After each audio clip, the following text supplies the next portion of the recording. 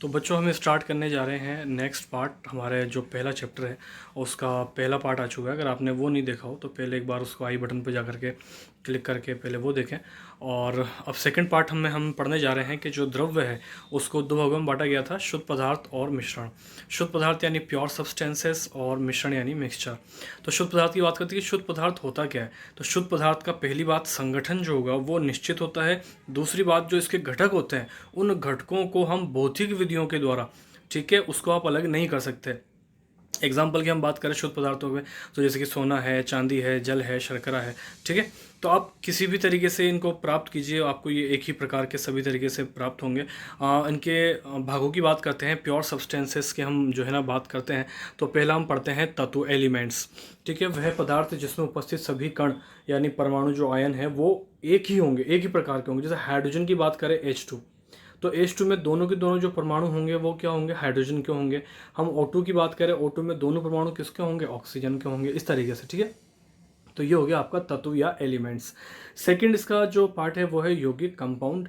आज इसमें क्या होता है, इसमें जो भिन्न भिन्न तत्व होते हैं उनसे मिलकर के जो परमाणु है वो संयोजित होकर के अणु बनाते हैं, ठीक है। तो उसमें परमाणु क्या होंगे अलग, जैसे कि NH3 की बात करते हैं हम, तो NH3 में देखिए एक नाइट्रोजन भी आ गया, 3 हाइड्रोजन भी आ गई। जल की बात करते हैं H2O, ठीक है।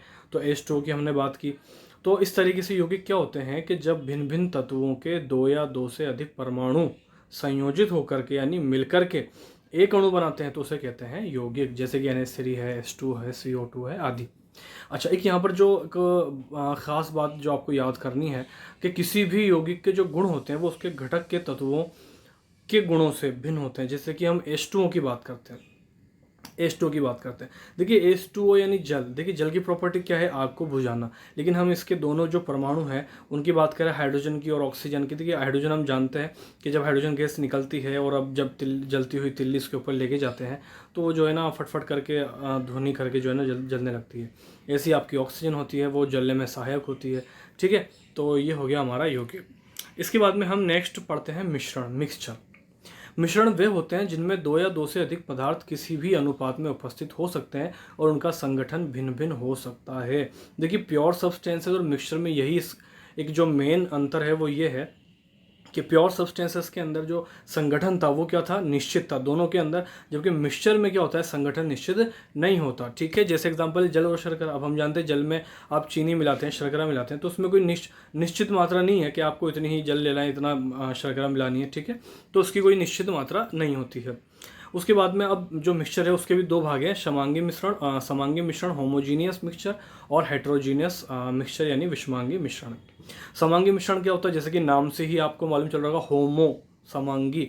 समांगी मिश्रण में उपस्थित घटक एक दूसरे में पूर्णतया मिश्रित हो जाते हैं, यानी इस तरीके से एक दूसरे में घुल जाते हैं कि वो पता ही नहीं चलेगा आपको कि उसमें दो मिक्सचर मौजूद हैं, ठीक है। तो पूरे मिश्रण का संगठन एक समान होता है। एग्जाम्पल है जल में शर्करा का विलयन, ठीक है, हवा, इस तरीके से आदि। तो देखिए दूसरा इसका भाग है विषमांगी मिश्रण। विषमांगी में जो मिश्रण होता है, देखिए जैसे कि नाम है हेटेरोजीनियस, तो विषमांगी मिश्रण का संगठन जो होता है वो संपूर्ण मिश्रण में एक समान नहीं होता। जैसे कि शर्करा व नमक, तो शर्करा और नमक को जब आप देखेंगे तो दोनों ही अलग से आप पहचान सकते हैं उसमें, ठीक है। दाल और कंकड़ है, तेल और जल है, तो इसमें जो संगठन होता है वो एक समान नहीं होता। जबकि समांगी मिश्रण में क्या होता है, मिश्रण पूर्णतया मिश्रित हो जाता है, यानी बिल्कुल एक लगने लग जाता है, ठीक है, पूर्णतया मिश्रित हो जाता है। चलिए आगे हम पढ़ते हैं क्लासिफिकेशन ऑफ केमिस्ट्री। अब केमिस्ट्री को भी जो है ना कई भागों में बांटा गया है, inorganic chemistry, organic chemistry, physical chemistry, bio chemistry और भी बहुत सारी केमिस्ट्रियाँ हैं, ठीक है। चलिए अब आगे बढ़ते हैं। आगे हम बहुत ही इम्पोर्टेंट टॉपिक जो हम पढ़ने जा रहे हैं वो है रसायन विज्ञान में मापन। देखिए रसायन विज्ञान में मापन की हम बात करें, मेजरमेंट्स इन केमिस्ट्री, तो अब ऐसा नहीं है कि आपको एक फीता लेना है और किसी अणु को नापना है या 1 किलो का जो है ना कोई बाट लेना है और बांटना है, इस तरीके से नहीं। तो इसमें मापन के लिए हम दो इसमें जो है ना शब्द आते हैं, परिशुद्धता और यथार्थता, प्रिसिशन और एक्यूरेसी। अब ये परिशुद्धता और यथार्थता क्या होती है, किसी भी राशि के विभिन्न मापनों की किसी भी राशि के विभिन्न मापनों की समीपता को ही परिशुद्धता कहते हैं, ठीक है। हो सकता है शायद आपको बात समझ में नहीं आई हो, तो मैं भी एग्जाम्पल के द्वारा आपको इस बात को समझाऊंगा। दूसरा हम पहले पढ़ लेते हैं यथार्थता। एक्यूरेसी क्या होती है कि किसी विशिष्ट प्रायोगिक मान की विशिष्ट मान से समानता को उसकी यथार्थता कहते हैं। जैसे कि जब आप प्रैक्टिकल करते हैं तो एक आपको विशिष्ट मान दे दिया जाता है, ठीक है, और फिर उस विशिष्ट मान के अनुसार आपको जो है ना प्रयोग करके जो भी है राशि निकालनी होती है। तो यथार्थता तो कब होगी कि जब आपको जो प्रायोगिक मान की विशिष्ट मान से जो समानता है तो वो यथार्थ है। और जब आपने प्रयोग किया और उसके अंदर जो है कोई भी विभिन्न मापनों की जो समीपता आती है, ठीक है, उसको बोलेंगे परिशुद्धता। अब जरा इसको हम एग्जाम्पल के माध्यम से समझते हैं कि जैसे एग्जाम्पल दे रखा है कि यदि किसी जो है परिणाम का सही मान 2.00 ग्राम है, ठीक है, कितना है 2.00 ग्राम। और इसके लिए विद्यार्थी जो है 3 विद्यार्थी ए, बी और सी। ए ने उसके लिए मापन निकाला, जो मान निकाला 1.95 और 1.93। देखिए दोनों समीप है, लेकिन उसका परिणाम जो सही परिणाम है वो क्या है 2.00 ग्राम। तो इसका मतलब ये परिशुद्ध तो है, क्योंकि परिशुद्धता की परिभाषा क्या थी कि किसी भी राशि के विभिन्न मापनों की समीपता। तो ये समीप तो है 1.95 और 1.93, ठीक है, तो ये परिशुद्ध तो है लेकिन यथार्थ नहीं है। दूसरी बात करते हैं हम बी वाले बच्चे की। मान लीजिए बी है कोई, तो उसमें उसने जो आंसर निकाला 1.94 और 2.05, ठीक है। तो अगर हम दोनों ही आपस में उनकी बात करें, ना तो ये समीप है, ठीक है, और ना इनका जो औसत निकलेगा वो जो है 2.00 ग्राम के लगभग है, ठीक है। तो इसका मतलब ना तो ये परिशुद्ध है, और ना ही ये जो है यथार्थ है। तीसरे वाले जो बच्चा है सी, तो हम उसकी बात करते हैं। तो सी जो है इसका जो मापन आया वो 2.01 ग्राम और 1.99 ग्राम, ठीक है। तो देखिए अब 2.01 ग्राम एक आया और एक आया 1.99। तो अगर हम इसका औसत देखें तो 2.00 ग्राम आ गया, ठीक है। तो यानी एक तो पहली बात तो ये परिशुद्ध भी है, क्योंकि दोनों के दोनों जो मापन है वो करीब है, समीप है बिल्कुल, है ना। दूसरी बात कि ये इसके औसत के बराबर है, 2.00 ग्राम लगभग आ गया इनका आंसर। तो ये परिशुद्ध भी है और यथार्थ भी है, ठीक है। तो देखिए परिशुद्धता के साथ यथार्थता का होना आवश्यक नहीं है।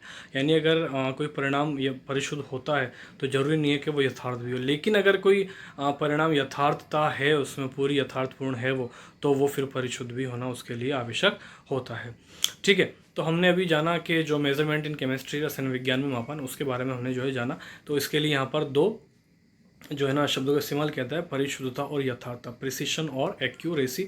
तो मुझे उम्मीद है कि आपको जो है दोनों के दोनों पॉइंट समझ में आ गए होंगे। अब इसके साथ ही हम तीसरा जो पॉइंट हमारा स्टार्ट आज हम पॉइंट करने जा रहे हैं वो है सार्थक अंक, ठीक है। तो देखिए बहुत ही इंपॉर्टेंट है, यहाँ से भी छोटे क्वेश्चंस बनते हैं कि सार्थक अंक वे अंक होते हैं जो किसी मापन की परिशुद्धता को दर्शाने के लिए आवश्यक होते हैं। तो सार्थक अंक क्या होते हैं कि वे अंक होते हैं जो किसी मापन की परिशुद्धता को दर्शाने के लिए आवश्यक होते हैं, और सार्थक अंक मापन परिशुद्धता को दर्शाने के लिए आवश्यक है। अब जैसे एग्जांपल यहाँ पर जो क्वेश्चन बनता है ना वो कैसे बनता है, जैसे मान लीजिए आपको कुछ एग्जांपल दे देगा कि 4.56 बताइए ये कौन सा सार्थक अंक है या इसमें कितने सार्थक अंक हैं। तो जैसे कि मैंने एग्जाम्पल्स दे रखे हैं आपको, 3 सार्थक अंक के, 2 सार्थक अंक। पहचानने कैसे हैं आपको देखिए, जैसे कि पहला ही एग्जाम्पल आपको दिख रहा होगा 4.56, ठीक है। तो इसमें 3 सार्थक अंक है। अगर हमारा कोई भी जो उसने मान आपको दे रखा है उसमें 0 से पहले भी अगर कोई नंबर है तो उसमें 0 भी गिनने में आती है, लेकिन यहाँ पर तो 0 की खैर कोई है ही नहीं, तो इसमें पूर्णांक संख्याएं हैं सभी। तो पूर्णांक संख्याएं जो होती हैं वो सभी की सभी क्या होती है सार्थक अंक। तो यानी इसमें 3 सार्थक अंक हुए। दूसरा मैंने एग्जाम्पल दे रखा है 4.76, इसमें भी 3 सार्थक अंक हो गए। तीसरा मैंने देखा 325, कोई पॉइंट नहीं है लेकिन ये भी क्या है सार्थक अंक, तीनों की तीनों सार्थक अंक कहलाएंगे। अच्छा एक एग्जांपल यहाँ दे रखा है 4.02, ठीक है, इंटू 10 की पावर 2। अब यहाँ पर 4.02 इंटू 10 की पावर 2 है, तो 10 की पावर 2 को यहाँ पर हम नहीं देखेंगे, सिर्फ 4.02, तो यानी 4 भी सार्थक अंक है। अब क्योंकि पूर्णांक संख्या के बाद 0 आ गया तो ये भी सार्थक अंक होगा, और 2 भी क्या होगा सार्थक अंक होगा। तो यानी इसमें भी कितने सार्थक अंक है 3। नीचे वाला जो एग्जाम्पल है 3.01 इंटू 10 की पावर 6, तो यहाँ पर 10 की पावर 6 तो सार्थक अंक में नहीं आएगा, लेकिन 3 भी है, 0 भी है और 1 भी है, ये सब किस में आएंगे सार्थक अंक में आएंगे। चलिए दूसरा है 2 सार्थक अंक वाले। अब 2 सार्थक अंक वाले जैसे कि 0.55, देखिए 0 यहाँ पर पूर्णांक संख्या से पहले है, यानी उसके पहले कोई संख्या नहीं दे रखी है, तो यानी 0.55, तो 55 के होंगे सार्थक अंक। तो कितने 2 सार्थक अंक होंगे इसके अंदर 2, ठीक हो गया। अच्छा 0.0043 इसको ज़रा देखते हैं हम एग्जाम्पल को। देखिए यहाँ पे संख्या, पूर्णांक संख्या से पहले 3 जीरो दे रखे हैं, 0 फिर पॉइंट फिर 0 फिर 0 फिर 4 3। तो ये तीनों जीरो सार्थक अंक के अंदर नहीं गिने जाएंगे, सिर्फ कौन गिने जाएगा 4 और 3। तो कितने सार्थक अंक हो गए इसके 2। चलिए नेक्स्ट एग्जांपल, जैसे 2 0 पॉइंट के बाद मैंने कोई जीरो नहीं दिया, अगर होता तो वो सार्थक अंक के अंदर गिना जाता। तो यहाँ 2 और 0 किस में हो गए, सार्थक अंक में हो गए आपके। उसके बाद में है 4 और 5, तो ये भी सार्थक अंक हो गए आपके, ठीक है 2। चलिए हम बात करते हैं आगे बात करते हैं 4 सार्थक अंक की। 4 सार्थक अंक की हम अगर बात करें तो देखिए 3.003, पहला हमें एग्जांपल दे रखा है 3.003। तो 3 पूर्णांक संख्या हो गई, उसके बाद 0 है फिर 3 है, तो ये चारों संख्या गिनी जाएगी, 0 भी इसके सार्थक अंक के अंदर गिनी जाएगी। नेक्स्ट है 8.254, तो ये चारों सार्थक अंक हो गए। 200.0, यहाँ पर ध्यान देने वाली बात है कि पहले पूर्णांक संख्या आ गई 2, फिर 0 फिर 0 फिर पॉइंट फिर 0, तो ये तीनों जीरो जो है वो सार्थक अंक में गिनी जाएगी। तो यानी यहाँ पर 4 सार्थक अंक आपके हो गए हैं। एग्जाम में जो है ना क्वेश्चन पूछा जाता है कि 4 सार्थक अंक का एग्जाम्पल लिखिए या 3 सार्थक अंक का एग्जाम्पल लिखिए, या वो आपको नंबर्स दे करके फिर आपसे पूछता है कि उसमें कितने सार्थक अंक मौजूद हैं। चलिए चौथे पॉइंट को हम इसके अंदर पढ़ते हैं कि वस्तुओं की गिनती, जैसे 2 गेंद, जैसे मैं कहूँ कि 10 पेन है, ठीक है 10 पेन, अब उसमें आपने कुछ भी नहीं है तो मैं पॉइंट लगा करके कितने भी जीरो लगा सकता हूँ, तो यानी उसमें कितने भी सार्थक अंक हो सकते हैं। जैसे यहाँ पे रखा है आपको 50 पेन, ठीक है, या 50 कॉपी या 50 बुक, कुछ भी 50 फ़ोन, तो 50 का क्या पॉइंट लगा 0 कुछ भी लगाइए, तो यानी इसमें सार्थक अंक की कोई लिमिट नहीं है। तो ऐसी संख्याओं के लिए सार्थक अंकों की संख्या कितनी होती है, अनंत होती है। बात समझ में आ गई आपके। चलिए जी नेक्स्ट हम जो इसमें पढ़ने जा रहे हैं वो है सार्थक अंकों को जोड़ना और घटाना। बहुत ही इंपॉर्टेंट क्वेश्चन यहाँ से आ सकता है, ठीक है ना। जोड़ना और घटाना, आप देखिए बहुत सिंपल है जोड़ना, कोई इसमें ऐसा नहीं है कि सब कोई बहुत कठिन काम है। जोड़ना नॉर्मली वैसे ही है जैसे जोड़ा जाता है, ठीक है।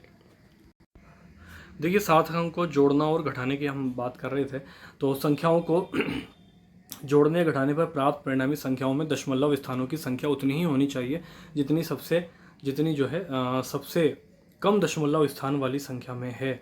जैसे एग्जांपल देखते हैं हम देखिए 3 संख्याएं आपको दे रखी है, 7.13, ठीक है 7.13, फिर जो है 12.122 प्लस 0.0022, ठीक है। अच्छा इन तीनों को हमने यहाँ पे ये मैंने जोड़ रखा है।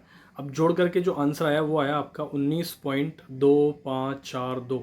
तो अब ये पूरा जो है ये आपका पूरा आंसर नहीं है अभी, ठीक है। जब सार्थक अंकों को जोड़ा जाता है तो उसमें सबसे कम जो दशमलव वाली संख्या है, ठीक है, वो उसी के अनुसार इसमें आंसर होता है। सबसे कम देखिए यहाँ पे दशमलव के बाद सिर्फ 2 संख्या है, पहले वाले में मैं बात कर रहा हूँ, दूसरे में 3 है और तीसरे में 4 है। इन तीनों को मैंने जोड़ा, आंसर आया 19.2542। तो इसका आंसर ये वाला नहीं होगा, ठीक है। इसका आंसर क्या होगा, सिर्फ 19.25। क्यों होगा, क्योंकि 7.13 में दशमलव के बाद सिर्फ कितने अंक है, बोलो 2 अंक है। बात समझ में आ गई आपके, ठीक है जी। चलिए अब देखते हैं हम इसको घटाने की बात करते हैं। देखिए घटाने के अंदर भी सेम रूल लागू हुआ है। यहाँ पर 5.286 एक संख्या तो ये है जिसमें दशमलव के बाद कितनी संख्या है, 3। दूसरा है 4.11 जिसमें दशमलव के बाद कितनी संख्या है, 2। अब दोनों जब इसमें से मैंने इस संख्या को घटाया तो आंसर आया आपका 1.76, लेकिन ये पूरा आंसर आपका नहीं होगा। सिर्फ आंसर क्या होगा इसके अंदर 1.18। 1 कैसे बना वो तो आपको बात समझ में आ गई होगी कि 6 है इसलिए इसको एक संख्या बढ़ा करके लिख दी तो 1.18। दूसरी बात यहाँ पर सिर्फ 1/8 तक ही क्यों लिया, क्योंकि हमारी जो दशमलव के बाद छोटी संख्या है वो कितनी है, सिर्फ 4.11, ठीक है, यानी 2 संख्या यहाँ पर मौजूद है तो इसलिए सिर्फ 2 संख्या तक का ही आंसर लिया जाएगा। बात समझ में आ गई। चलिए आगे बढ़ते हैं। देखिए आगे है सार्थक अंकों को गुणा या भाग करना। अब जब गुणा या भाग करेंगे तो उसमें देखिए क्या होगा, गुणा या भाग करते समय परिणाम में सार्थक अंकों की संख्या उतनी ही होनी चाहिए जितने न्यूनतम सार्थक अंक गणना वाली किसी संख्या में होते हैं। अब यहाँ पर सार्थक अंक देखने हैं आपको, ठीक है, यहाँ पर हम दशमलव नहीं सिर्फ सार्थक अंक देखेंगे, ठीक है। चलिए तो स्टार्ट करते हैं सार्थक अंक। जैसे कि आपको एक एग्जाम्पल यहाँ पे दे रखा है कि 142.08 इंटू 0.46, ठीक है, इसको मल्टीप्लाई किया तो आंसर आया 65, ठीक है 65.3568। तो ये पूरा जो है ये पूरा आपका आंसर नहीं होगा, सिर्फ आंसर यहाँ पे क्या होगा 65। देखिए आप जबकि आंसर यहाँ पर क्या है गुणा करने पर 65.3568, जबकि आंसर क्या होगा सिर्फ 65। क्यों होगा? क्योंकि अभी अपन ने पढ़ा था, अभी हमने जस्ट ऊपर पढ़ा है, यहाँ पर ये रहा कि जो न्यूनतम सार्थक अंक होंगे गुणा करने वाली संख्या में, उस न्यूनतम सार्थक अंक वाली संख्या के अनुसार ही आंसर होगा। तो यहाँ पर न्यूनतम में कितने हैं? 2 पॉइंट के बाद 2 संख्या दिख रही है 4 6, तो इसलिए आंसर भी क्या होगा? 65 होगा। ठीक है, चलिए अब जो है हम एक एग्जांपल भाग का भी देख लेते हैं, डिवाइड का। तो यहाँ पर 0.28 डिवाइड बाई जो है 4.427, इसका जो है इसमें डिवाइडेशन है। तो देखिए आंसर यहाँ पर आ गया है 0.06324, जबकि ये अभी हमने पढ़ा कि न्यूनतम जो सार्थक अंक होंगे, तो देखिए न्यूनतम सार्थक आपको दिख रहे होंगे 0.28, यानी इसमें कितने सार्थक अंक है? 2। तो जो आंसर होगा वो उसके अनुसार ही होगा। अब यहाँ पे देखिए 0.063, अब यहाँ पे बच्चे ज़रा कन्फ्यूज़ हो गए होंगे कि आंसर में मैंने यहाँ पे ये लिख रखा है कि 0.063, तो आपको दिखने में तो पॉइंट के बाद 3 संख्या दिख रही है कि 063, लेकिन अभी हमने नियम पढ़ा था कि अगर पूर्णांक संख्या से पहले जीरो चाहे कितनी भी हो, उन जीरो को सार्थक अंक नहीं गिना जाता। तो सार्थक अंक यहाँ पर कितने हैं? सिर्फ 2। ठीक हो गया। तो मुझे उम्मीद है कि आपको ये बातें समझ में आई होगी, और इसके आगे जो है हम नेक्स्ट वीडियो में पढ़ेंगे।